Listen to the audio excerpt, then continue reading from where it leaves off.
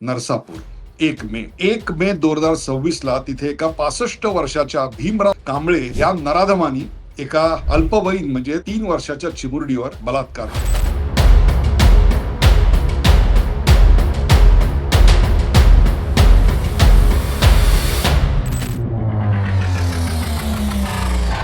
अनेक खटल्यांमध्ये चार्जशीट मधला गलथानपणा, तपास यंत्रणातली त्रुटी आणि क्रॉस एक्झामिनेशन मध्ये जाणीवपूर्वक गाळलेले प्रश्न या सगळ्यामुळे न्याय मिळणं दुरापास्त होतं. पण नरसापूरमध्ये मात्र काहीतरी वेगळं घडलं आणि त्यामुळेच justice delayed is justice denied हे वाक्य एकीकडे असताना अवघ्या 60 दिवसात अवघ्या 60 दिवसात या केसचा निकाल लागला. जाहीर केलं म्हणजे जवळपास घटना घडल्यानंतर 55व्या दिवशी न्यायालयाने त्याला दोषी ठरवलं आणि त्यानंतर 29 जून म्हणजे आज आरोपीला तिहेरी फाशीची शिक्षा न्यायालयाने दिलेली आहे. हे जे वाक्य आहे ना, हे वाक्य गुन्हेगारांच्या छातीत धडकी भरवणारं आणि ही जी गती आहे ना, सर्वसामान्य नागरिकाला न्याय व्यवस्थेवरचा आपला विश्वास पुन्हा दृढ करायला भाग पाडणारी आहे.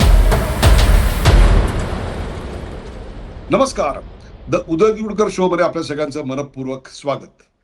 प्रेक्षको, 140 कोटींच्या या देशामध्ये आता या क्षणाला प्रलंबित असलेल्या खटल्यांची संख्या जवळपास 5.5 कोटीहून अधिक जास्त आहे आणि या 5.5 कोटींपैकी जवळपास 3,80,00,000 हे क्रिमिनल स्वरूपाचे खटले आता विविध प्रकारच्या न्यायालयात म्हणजे सेशन कोर्ट असेल, हायकोर्ट असेल, सुप्रीम कोर्ट असेल, यात पेंडिंग आहेत.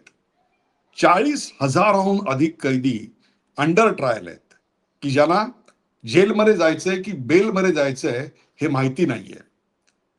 2 ते 3 वर्ष साधारणतः छोट्या छोट्या गोष्टींसाठी केस डेट मिळाला जातात आणि 5 ते 10 वर्ष एखादी केस सुटायला लागतात. असा आत्ताचा आपला ज्युडिशरीचा तपास यंत्रणांचा प्रवास आहे. एखाद्या गुन्ह्याचा तपास झाला की त्यात कन्व्हिक्शन म्हणजे गुन्हा दाखल होऊन त्याच्यावर गुन्हा साबित होऊन त्याला शिक्षा होईल हे प्रमाण तसं आपल्याकडे चिंताजनकच आहे. हे सगळं आज आठवायचं कारण नरसापूर 1 मे 2026 ला तिथे एका 65 वर्षाच्या भीमराव कांबळे या नराधमानी एका अल्पवयीन म्हणजे 3 वर्षाच्या चिमुरडीवर बलात्कार केला. तिच्यावर असंख्य शारीरिक अत्याचार केले आणि मग तिचा खून केला. तिला फसवून एका गोठ्यात नेऊन त्यांनी हे नराधमाचं कृत्य केलं. अर्थात या केसचा निकाल आणि तपास शोध याला सुद्धा या इतर सगळ्या 3.5-4 कोटी केसेस इतका वेळ लागेल असं जर तुम्हाला वाटत असेल तर काहीतरी वेगळं आणि अचंबित घडतंय, म्हणून त्याविषयी आज नक्कीच बोललं गेलं पाहिजे. भारतीय नागरिक सुरक्षा संहिता याच्यामध्ये 30 दिवसात तुम्हाला न्याय मिळाला पाहिजे अशा स्वरूपाची तरतूद करण्यात आलेली आहे. पण आपल्याकडे तसं होत नाही, म्हणून अन्याय सहन करण्याकडे आणि नको ती कोर्टाची पायरी, नको ते पोलीस यंत्रणा, नको तो पोलिसांचा ससेमिरा म्हणून लोक न्यायाच्या प्रतीक्षेत राहतच नाहीत. एकतर ते न्याय मिळवायच्या ऐवजी सूड नावाच्या गोष्टीकडे जास्त आकर्षित होतात आणि मग न्याय नावाची गोष्ट या देशात आहे की नाही असे लेख आमच्यासारखे अनेक पत्रकार लिहित राहतात. पण नरसापूरला मात्र खूप काही वेगळं घडलं. खर तर सुप्रीम कोर्टाच्या सर्वोच्च न्यायाधीशांनी देखील अपुऱ्या न्याय व्यवस्थेबद्दल वारंवार प्रश्नचिन्ह उपस्थित केलेलं आहे. किंबहुना जजेसवर असणारा कामाचा जो लोड आहे त्याबद्दल चिंता देखील व्यक्त केली. एक नाव घ्यायचं काही कारण नाही, पण एक सर्वोच्च न्यायालयाचे सरन्यायाधीश आपल्या निवृत्तीच्या भाषणात याविषयी बोलताना त्यांच्या डोळ्यात अश्रू देखील आलेले होते. या सगळ्यामुळं निकाल मिळायला वेळ लागतो, तपास यंत्रणातील त्रुटी असतात आणि मग न्याय संस्थेवरचा आमचा विश्वासच उडत जातो. हे सगळं होतं याचं कारण तपास यंत्रणांमधलं करप्शन, न्यायालयातलं करप्शन आणि त्याही पेक्षा सुद्धा सर्वात महत्वाचं म्हणजे आमच्या कायद्याचे असणारी एक क्लिष्टता म्हणजे करप्शन, कॉम्प्लेक्सिटी आणि सर्वात महत्वाचं म्हणजे डिले. या CCD मध्ये आज आमची न्याय व्यवस्था अडकलेली असताना एक अचंबित करणारी गोष्ट नरसापूरच्या खटल्यात घडली. 1 मेला गुन्हा झाला. 1 मेला अपराध्याने ते दुष्कृत्य केलं. ते नेमकं काय केलं याचे सगळे डिटेल्स आतापर्यंत आपण पाहिले असतील. ते बोलून मी स्वतःला वेदना देऊ इच्छित नाही आणि ते ऐकून तुम्ही तुमच्या वेदना वाढवू नका. इतकं हे घृणास्पद, क्रूर, माणुसकीला काळीमा फासणारं असं हे कृत्य आहे. अनेक खटल्यांमध्ये चार्जशीट मधला गलथानपणा, तपास यंत्रणातली त्रुटी आणि क्रॉस एक्झामिनेशन मध्ये जाणीवपूर्वक गाळलेले प्रश्न या सगळ्यामुळे न्याय मिळणं दुरापास्त होतं.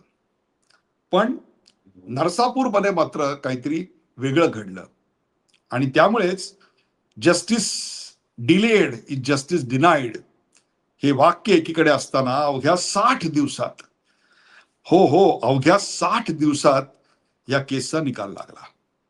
बघा, पोलीस एखाद्या गोष्टीला जेव्हा प्राधान्य देतात आणि स्वतःची केस आहे असं समजून लढतात तेव्हा काय होतं. आणि न्याय यंत्रणांचा विश्वास आमचा नव्हे पोलिसांचाही वाढणारी गोष्ट आहे. याचं कारण न्याय संस्थेकडे गेल्यानंतर न्याय मिळतोच असं नाही, असं म्हणून पोलिसही कशाला न्यायालयाची कटकट करा, सरळ एन्काउंटर करा आणि विसरून जा. आणि आता 56 अशा सगळ्या गोष्टी आपल्या समोर येत राहतात. काल अवघ्या 60 दिवसांमध्ये या केसचा निकाल लागला आणि तो जाहीर करताना न्यायमूर्ती म्हणाले, भीमराव, आता तुम्हाला फासावर जावं लागेल. खरं तर हे जे वाक्य आहे ना, हे वाक्य गुन्हेगारांच्या छातीत धडकी भरवणारं आणि ही जी गती आहे ना, ती सर्वसामान्य प्रेक्षकांना, सर्वसामान्य नागरिकाला न्याय व्यवस्थेवरचा आपला विश्वास पुन्हा दृढ करायला भाग पाडणारी आहे. आणि म्हणून आजचा हा कार्यक्रम आहे तो आमच्या पोलिसांच्या, प्रशासनाच्या आणि न्याय संस्थेच्या विषयी गौरवोद्गार काढणार आहे. आणि हे फार दुर्मिळ होत चाललंय. अवघ्या 15-20 दिवसात एखाद्या गोष्टीचा तपास कंप्लीट होतो, त्याचं चार्जशीट दाखल होतं, 15-20 दिवसात युक्तिवाद केला जातो आणि नंतर 5 दिवसात निकाल लागतो. Salute to Indian judiciary. आणि त्याहीपेक्षा स्पेशल थँक्स टू विशेष सरकारी वकील ॲडव्होकेट अजय मिसर. अजय मिसर यांनी ही केस आपल्या कुटुंबाची आहे असं समजून त्या आत्मीयतेने लढली. ज्या कोणी कोर्टरूम मधली त्यांची कामगिरी पाहिली असेल त्यांचं सुद्धा मन हेलावून गेलं असेल, इतक्या प्रत्ययकारीरित्या त्यांनी ही केस मांडली. हा एक क्रूरतेचा कळसच होता. पण 16 दिवसात चार्जशीट आणि 1200 पानं त्याच्यात. तुम्ही विचार करा पोलिसांनी किती दिवस रात्र काम केलं असेल. 20 दिवसांचे युक्तिवाद आणि 40 दिवसात 50 दिवसात एक प्रकारे गुन्हा दाखल झाल्यानंतर निकाल. पुणे ग्रामीण याची सगळी जी पोलिसांची टीम आहे ना, खरोखर सॅल्यूट टू यू. आजपर्यंत पोलिसांची खाकी वर्दी म्हणजे पैसे खाकी असं उपहासानं आम्ही वर्णन करणार आहे. पण आज तुमचं मुक्त कंठानं कौतुक करायचं. आणि विशेषतः ग्रामीण पोलीस अधीक्षक संदीप सिंग गिल या जाबाज पोलीस अधिकाऱ्यांनी आपल्याच कुटुंबातल्या कोणावर तरी अन्याय झालाय असं समजून या संदीप सिंगांनी ही केस जाबाजपणे शोधून काढली. खल निग्रहणाय सदरक्षणाय हे पोलिसांचं ब्रीद वाक्य त्यांनी आपल्या सगळ्या वर्तनातून दाखवून दिलं. त्यांचं नाव 60 दिवसात ही केस सॉल्व्ह झाली, त्याचा निकाल लागला. हे लिहित असताना सुवर्णाक्षरात जर कोणाचं नाव लिहायचं असेल तर ते पुणे ग्रामीण पोलीस आणि त्याचे अधीक्षक संदीप सिंग गिल यांचं लिहावं लागेल. प्रेक्षको, ही खरी शिवशाही. आठवली ना रांझाच्या पाटलाची. रांझाच्या पाटलाचा गुन्हा समोर आल्यानंतर कोणी मेणबत्त्यांचे मोर्चे नाही काढले. तिथल्या तिथे न्याय. हाच न्याय आम्हाला अपेक्षित आहे. नाहीतर लोकांनीच कायदा हातात घेऊन त्या भीमराव कांबळेचा अक्कू यादव केला असता. इतका जनक्षोभ या सगळ्याच्या बद्दल होता. आणि म्हणूनच इतक्या इतक्या योग्य रीतीनं तपास करून झटपट न्याय मिळाल्यानंतर आमची एकच मागणी आहे, शिक्षेची अंमलबजावणी तितक्याच तातडीनं व्हावी. या नराधमाला कारागृहात नैसर्गिक मृत्यू येता कामा नये. त्याला फासावर लटकलेला बघायचा आहे. लोकांची जनभावना काय आहे सांगू नरसापूरमध्ये, की नरसापूरच्या भर चौकात त्याला लटकवा आणि ते आम्हाला बघू द्या, तरच आमचा आत्मा शांत होईल. कोर्टामध्ये जेव्हा निकाल जाहीर झाला ना, तेव्हा त्याच्या आई वडिलांचा आक्रोश, डोळ्यातले अश्रू बघवत नव्हते. आमच्या मुलीच्या आत्म्याला आज किमान थोडी तरी शांती मिळाली असेल, ही त्यांची मनस्थिती खरोखरच आतून पिळवटून टाकणारी होती. आणि म्हणून नरसापूरच्या चौकात त्याला फाशी दिलं पाहिजे, ही भावना किती तीव्र आहे तुम्ही लक्षात घ्या. सर्व पोलीस अधिकारी ज्यांनी यात सहभाग घेतला त्या सर्वांचंच अभिनंदन. एक तपास अधिकारी आहेत, सिनियर PI विजयमाला पवार, त्यांनी अक्षरशः आईच्या ममतेनं आणि पोलिसांच्या कर्तव्य कठोरतेनं या सगळ्या गुन्ह्याचा तपास केला. त्यांचंही नाव आज सुवर्णाक्षरांनी या सगळ्या केसमध्ये लिहिलं गेलेलं आहे. कदाचित संदीप सिंग आणि विजयमाला ताईंसारखे अधिकारी नसते तर ही केस इतक्या चटकन आणि इतक्या योग्यरित्या गोळीबंद अशी सॉल्व्ह झालीच नसती. या सगळ्यामुळं अशी आशा आहे की न्याय व्यवस्थेवरचा आमचा ढासळलेला विश्वास आता किमान काही अंशी तरी भरून निघेल. एकीकडे सर्वत्र पेपर फुटी चाललेली आहे. अनेक अशा घटना घडत आहेत की ज्याच्यामुळे पोलिसांवरचा आणि न्याय व्यवस्थेवरचा विश्वास आमचा दररोज उडावा.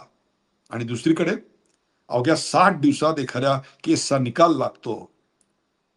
हे सगळं पाहिल्यानंतर मग प्रत्येक केस अशी का सॉल्व्ह होत नाही, असं आता सर्वसामान्य माणसाच्या मनात आलंय. तेव्हा हीच ती वेळ, हाच तो क्षण. मला कल्पना आहे पोलिसांकडच्या अपुऱ्या साधनांची, सगळ्याच गोष्टीची कमतरता आहे. न्यायालयांची कमतरता, न्यायाधीशांची कमतरता, पोलीस ठाण्यांची कमतरता. हीच ती वेळ जेव्हा न्याय व्यवस्थेवरचा, गृह खात्यावरचा विश्वास वाढतोय, तेव्हा त्यात गुंतवणूक करायची. आणि त्या गुंतवणुकीची फळं प्रत्येक केस अशी फास्ट ट्रॅक मध्ये सॉल्व्ह होईल, अशी मग आशा निर्माण होईल. विशेष अभिनंदन गृह खात्याचं. गृह खात्याने अत्यंत तत्परतेनं याच्यात SIT स्थापन केली आणि या केसला फास्ट ट्रॅक मध्ये घेतलं. Devendra Fadnavis, we owe great to you in this case. पण आता एक पाऊल पुढे जा आणि गृह खात्याच्या अंतर्गत असणाऱ्या पोलीस डिपार्टमेंटवर कृपया साधन संपत्तीची आणि पोलीस ठाण्यांची गुंतवणूक जरूर करा. पोलिसांची रिक्त पदं भरा आणि त्यांचे पोलिसांच्या घरांचे प्रॉब्लेम्सही सॉल्व्ह करा. आणि पोलिसिंग किती उत्तम असू शकतं यावरचा आमचा आता दृढ झालेला विश्वास आणखीन मजबूत करा. तर खऱ्या अर्थाने शिवशाही आली असं आम्हाला वाटेल.